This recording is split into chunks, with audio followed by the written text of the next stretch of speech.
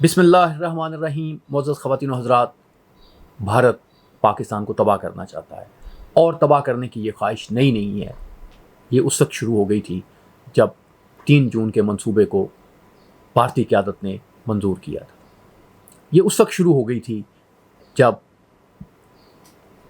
15 جون 1947 کو نہرو نے کانگریس میں سے یہ منصوبہ اپروو کروایا تھا تقسیم کا، اور اس امید کے ساتھ اوپنلی اپروو کروایا تھا کہ پاکستان نہیں چل سکے گا اور جناح ہمیں کہیں گے دوبارہ اس کو انڈیا کا حصہ بنا لیا جائے.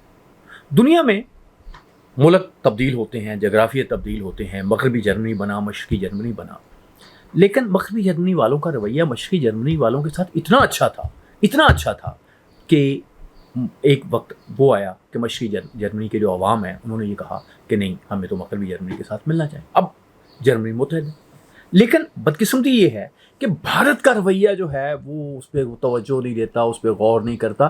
وہ نفرت کا رویہ ہے. بھارت کا بنیادی طور پہ مسئلہ اس کا ذات پات کا نظام ہے. اس میں 4 ذاتیں ہیں، اور ان ذاتوں میں جو وہ مسلمانوں کی پلیسنگ کرتے ہیں وہ شودروں کے نیچے کرتے ہیں. اب جتنے بھی بڑے مسلمان ہیں وہ بہت سے لوگوں کو اب وہ محسوس ہوتا ہے. ایون مولانا عبد القادر آزاد جو ہیں وہ اپنی خود نوشت میں لکھتے ہیں کہ جب یہ تقسیم بنگال کا معاملہ چلتا تھا تو ان پہ اعتماد نہیں کرتے تھے ہندو. یہ وہ مولانا آزاد لکھتے ہیں جو پریزیڈنٹ رہے ہیں انڈیا کے.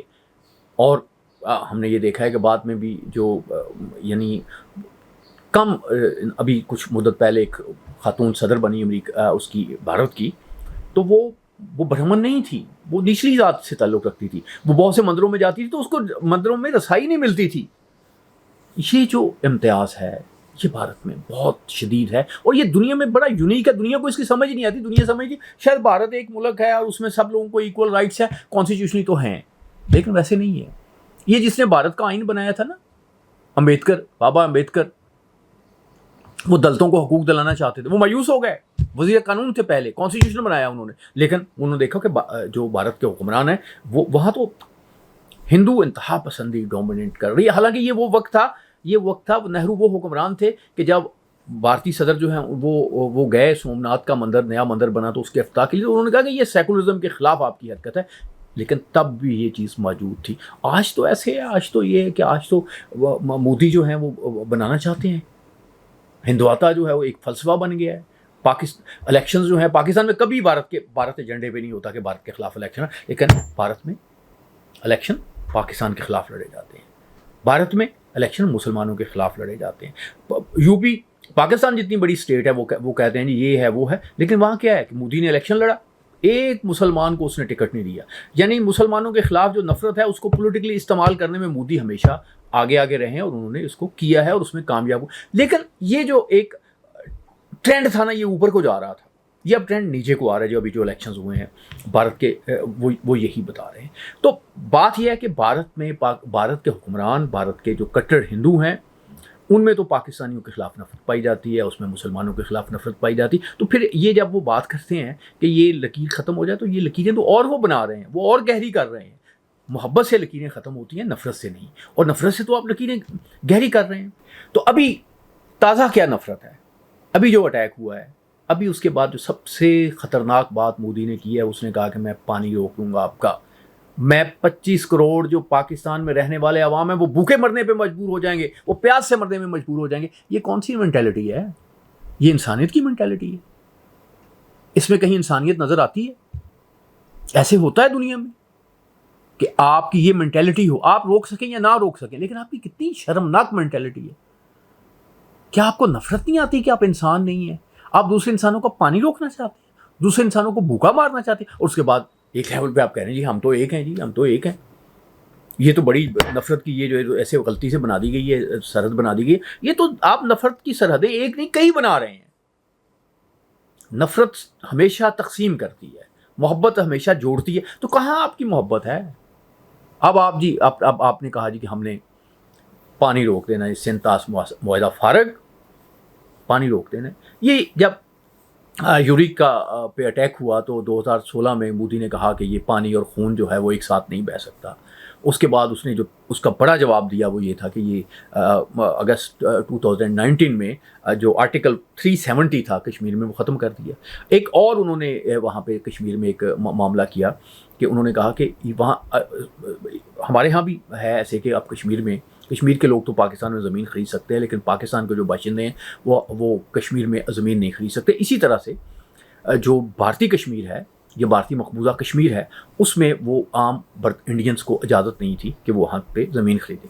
تو پھر کیا کیا گیا؟ اجازت دے دی گئی، قانون سازی کر دی گئی کہ جی زمین خرید سکتے ہیں.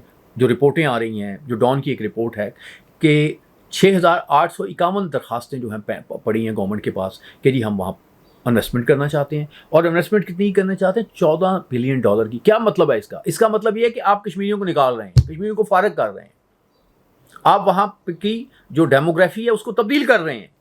یہ آپ کی خواہش ہے، یہ پوری نہیں ہو سکے گی. اسی طرح سے آپ کی یہ خواہش پوری نہیں ہو سکے گی کہ آپ پاکستان کا پانی جو ہے وہ چرا لیں. پاکستان نے بالکل واضح طور پہ اعلان کر دیا ہے کہ اگر آپ نے کوئی پاکستان کے پانی کو روکنے کی کوشش کی تو اس کو آپ پاکستان پہ حملہ تصور کیا جائے گا. حملے کا مطلب یہ ہے کہ پھر ہم بھی آپ پہ حملہ کریں گے. پھر جب آپ دیکھیں آپ کسی کو تھپڑ مار دیں تو پھر آپ یہ تو پابندی نہیں لگاتے وہ آپ کو نہیں مارے گا. وہ آپ کے ساتھ کیا کرے گا؟ کیا اگر اس کے پاس پستول ہے وہ آپ کو گولی مار دے گا نا. پاکستانی جو ہیں انہیں پتہ ہے کہ آپ مسلمانوں کے ساتھ کیا کر رہے ہیں، آپ کشمیر میں کیا کر رہے ہیں، آپ سکھوں کے ساتھ کیا کر رہے ہیں. اب سکھ آپ کو کہہ رہے ہیں، کیا کہہ رہے ہیں سکھ لیڈر کہہ رہے ہیں کہ جی ہم نہیں لڑیں گے پاکستان کے خلاف. سکھ رہنما جو ہیں اپیل کر رہے ہیں کہ جی یہ سکھ فوج کو پنجاب سے گزرنے کی اجازت نہ دے، یہ پنجابیوں کو کیوں مارتے ہو ہر جنگ میں؟ یہ کیا آوازیں اٹھ رہی ہیں؟ کبھی غور کیا آپ نے اس پہ؟ کتنی فوج آپ نے، اتنی فوج جتنی پاکستان کی ٹوٹل فوج ہے اس سے زیادہ فوج آپ نے کشمیر میں رکھی ہے. اگر آپ تقریریں کرتے ہیں، اگر آپ کہتے ہیں کہ کشمیری آپ کے ساتھ ہیں، کشمیری آپ کی بات مانتے ہیں، تو یہ فوج نکالے نا چند دن کے لیے، نکال دیں اس فوج کو اور پھر دیکھیں آپ کے ساتھ کیا ہوتا ہے. میں یہ نہیں کہتا کہ کشمیری پرامن لوگ ہیں، وہاں سیاحت ان کا ایک اکانومی ہے، اس کو سیاحتوں جو وہاں سیاح آتے ہیں ان سے بڑی محبت کرتے ہیں، یہ اچھی بات ہے. کشمیریوں کو کشمیریت نہیں چھوڑنی چاہیے، لیکن آپ نے 7-8 لاکھ فوج رکھی ہوئی ہے. نعرے آپ کے یہ ہیں کہ کشمیری تو ہمارے ساتھ ہیں. بھائی اگر اب آبادی سے بھی زیادہ فوج ہوگی، لیکن وہ فوج کتنی کمپیٹنٹ ہے یار. یہ ابھی اٹیک ہوا، یا تو آپ کو یہ بات ماننی پڑے گی کہ آپ کی فوج، آپ کے ادارے نااہل ہیں، یا آپ کو یہ بات ماننی پڑے گی کہ یہ کام آپ نے خود کیا ہے، یہ فالس فلیگ آپریشن ہے، یہ ماننا پڑے گا. اس کے علاوہ کوئی دوسری جسٹیفیکیشن بنتی نہیں ہے. یا آپ کے ادارے نااہل ہیں یا پھر یہ آپریشن آپ نے کیا ہے. اس کے علاوہ تیسری جسٹیفیکیشن ہی کوئی نہیں ہے. تو آپ کیا پانی روک لیں گے؟ پہلی بات یہ ہے کہ کشمیر جو دریائے سندھ کا پانی ہے وہ روکنے کی اس وقت تو آپ میں کیپیسٹی نہیں ہے. یعنی یہ دریائے سندھ جو ہے یہ چین سے شروع ہوتا ہے اور یہاں سے یہ انڈیا میں سے گزرتا ہے، لداخ میں سے. وہاں یہ پانی بہت نیچے ہے، اوپر جو سطح ہے وہ بہت بلند ہے اور کوئی وہاں پہ ضرورت نہیں ہے پانی کی. ہاں اگر آپ اس پانی کو لے کے آتے ہیں، جی دہلی لے آئیں، تو دہلی کو ڈوبنا ہے آپ نے. اگر سندھ کا پانی سارا دہلی میں اب ڈال دیتے ہیں، پنجاب میں ڈال دیتے ہیں اس طرح، تو دہلی تو یہ سارا علاقہ آپ کا غرق ہو جائے گا. یہ آپ کی دھمکی ہے، ہم اس کو سمجھتے ہیں، لیکن آپ ایسی حرکت ضرور کریں گے. آپ کچھ نہ کچھ ایسا ضرور کریں گے جس سے یہ جو آپ نے $100 بلین انڈیا کے ڈیفنس کا بجٹ پہنچا دیا نا، اس سے بھی زیادہ پہنچا دیا ہے. ایکچولی $70 بلین کی بات، $80 بلین کی بات اوپن ہوتی ہے، لیکن یہ $100 بلین سے زیادہ ہے. یہ آپ کو تنگ کر رہا ہے. یہ پرابلم بنا ہوا ہے آپ کا، یہ مسئلہ بنا ہوا. کشمیر وار انڈسٹری بنا رکھی ہے آپ نے، اور یہ جو غریب ہندوستانی ہیں ان کی حالت بہتر ہو سکتی ہے. جب آپ یہ پیسے خرچ کرتے ہیں تو ہمیں بھی خرچ کرنے پڑتے ہیں. پاکستان کی میں بھی غربت قائم رکھنے میں، اور انڈیا کی غربت کی جو سب سے بڑی وجہ ہے وہ آپ نے بنا رکھی ہے. آپ کو چاہیے، یعنی یہ جو ابھی آپریشن، یہ جو ابھی واقعہ پیش آیا ہے پہلگام میں، اگر اس نے تو آپ کے ان اداروں کو، ان چیزوں کو نئی زندگی دے دی ہے. اب نئی بھرتیاں کریں گے، نئے پیسے خرچ کریں گے، نئی چیزیں کریں گے، نئے اسلحہ خریدیں گے. کہاں جائے گا یہ سارا کچھ؟ لیکن آپ پانی نہیں روک سکتے. سندھ کا پانی روکنے کی بھی آپ میں کیپیسٹی نہیں ہے. جہلم کا پانی جو ہے وہ پارشلی وہاں جاتا ہے. آپ سری نگر کے پاس وہاں پہ آپ نے ایک جو پروجیکٹس بنائے ہیں، کشن گنگا ڈیم وغیرہ بنائے ہیں، وہاں پہ پانی کچھ دیر کے لیے آپ اسٹور کرتے ہو، لیکن یہ پانی یوٹیلائز نہیں ہو سکتا. یہ کوئی 400-500 کلومیٹر جو ہے آپ کو، اگر آپ کو ایسی سرنگیں بنا لیتے ہیں، اور انڈیا میں نہیں سمجھتا کہ اس کے پاس پیسے نہیں ہیں، لیکن یہ سرنگیں بنانے کے اس کو کم از کم جو ایک انڈیا کے ایک دانشور کے مطابق 30 سال چاہیے. گویا مودی صاحب جو ہیں، یعنی 30 سال میں مودی صاحب امید ہے کہ دنیا سے رخصت ہو چکے ہوں گے اور بالکل ان کی راکھ جو ہے وہ بہہ چکی ہوگی. تو اس وقت ہو سکتا ہے، ہمیں امید کرنی چاہیے کہ انڈیا میں ایک اچھی قیادت ہوگی جو امن چاہے گی، جو چاہے گی پاکستان میں بھی خوشحالی ہو، انڈیا میں بھی خوشحالی ہو. وہ اور طرح سے سوچ رہی ہو. یہ مودی کی سوچ پر ہمیشہ نہیں چل سکتی. یہ نفرت ابری ہے، اس نے دنیا کو تباہ کیا ہے، لیکن نفرت نے دنیا پہ حکومت نہیں کی. فار سم ٹائم یہ ہوتا ہے. یہ مودی کا جو ایک سسٹم ہے یہ ڈکلائن میں ہے، یہ ختم ہو جائے گا. پاکستان میں بھی جو لوگ جو ہیں وہ بہت انتہا پسند چاہتے ہیں، وہ بھی ختم ہو جائیں گے. امن قائم ہوگا، کیونکہ یہ اس خطے کی 5-6 ہزار کی نون تاریخ جو ہے وہ یہی ہے کہ یہاں کے لوگ امن چاہتے ہیں. ہماری منجو کی، ہماری ہڑپا کی تہذیب تو یہی کہتی ہے نا. ہڑپا ویلی کی تہذیب تو یہی ہے کہ یہ نان وائلنٹ لوگ ہیں بنیادی طور پہ.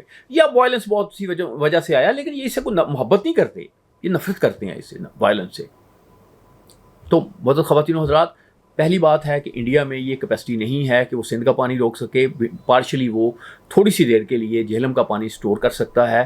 ہاں، جس پانی پہ کا بہت خطرہ ہے وہ پانی یہ ہے، وہ ہے چناب کا پانی. اب اس کے متعلق انڈیا نے ایک تو پہلے کہا تھا کہ جی ہم اس سندھ طاس معاہدہ جو ہے اس کو ختم کرنا چاہتے ہیں، اور کیونکہ وہ ایک ویانا کی جو ایک کنونشن ہے اس کے معاہدے کی مثال دیتے ہیں کہ اگر حالات تبدیل ہوں تو معاہدہ جو ہے وہ ریوزٹ ہو سکتا ہے، معاہدہ جو ہے وہ اس پہ سوچا جا سکتا ہے. اس کے تحت انہوں نے پہلے پاکستان کو آلریڈی ایک نوٹس دے رکھا ہے. پاکستان جو کہتا ہے کہ یہ آپ سندھ طاس معاہدے سے نہیں نکل سکتے، کیونکہ سندھ طاس معاہدہ جو ہے اس میں کوئی ایسی شک نہیں ہے کہ کوئی فریق جو ہے اس میں سے اکیلا نکل سکے. لیکن پاکستان نے واضح کر دیا ہے، کلیئر کر دیا ہے، بتا دیا ہے کہ سندھ طاس معاہدے کی خلاف ورزی، پاکستان کے پانیوں کو روکنا، یہ جنگ سمجھا جائے گا. اور آپ جانتے ہیں جنگ کیا ہوتی ہے؟ جنگ یہ ہوتی ہے کہ جب آپ کسی پہ حملہ کرتے ہیں تو پھر وہ بھی آپ پہ حملہ کرتا ہے. پھر یہ اس کا چوائس ہوتا ہے کہ وہ کتنی دیر تک آپ پہ حملہ کرے. آپ کے پاس پانی روکنے کا اختیار ہے، لیکن آپ کے پاس جنگ روکنے کا اختیار نہیں ہے. یہ بات انڈیا کے حکمرانوں کو، انڈیا کے دانشوروں کو اور انڈیا کے میڈیا کے لوگوں کو سمجھنی چاہیے. اسی میں اس خطے کی بہتری ہے. اللہ آپ کا حامی و ناصر.